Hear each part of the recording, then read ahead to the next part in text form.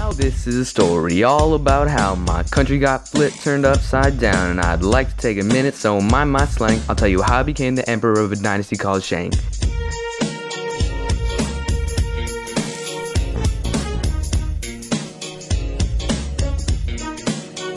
In the East China Empire, born and raised in the palace where I spent most of my days, chilling out, maxing, relaxing, all cool and all getting so bored that I started to drool when a couple of Mongols were up to no good, started making trouble in my neighborhood. I got one little skirmish and the peasants wouldn't bow. They said moving on to the new era of the chat.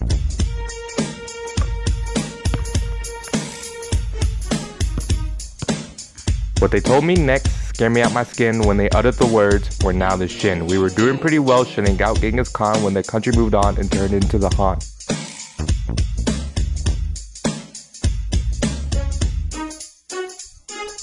Emperor Wu, yo, he's so cool, but the way he treated the peasants was way too cruel. He hit them with a huge tax fee, so then they decided to switch it to the Sui.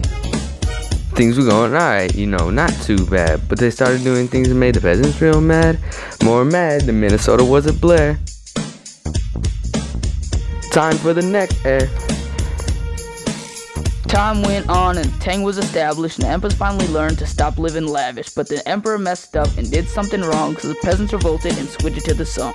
Then the Yuan came up and started making cash, but time went by and they became corrupt. Then trade shut down and they got bankrupt, so the Ming took over and started to erupt. Things went on real well for about 300 years till the Qing ended and things became clear. I looked at my land, I was finally king to sit on my throne as the Prince of Beijing.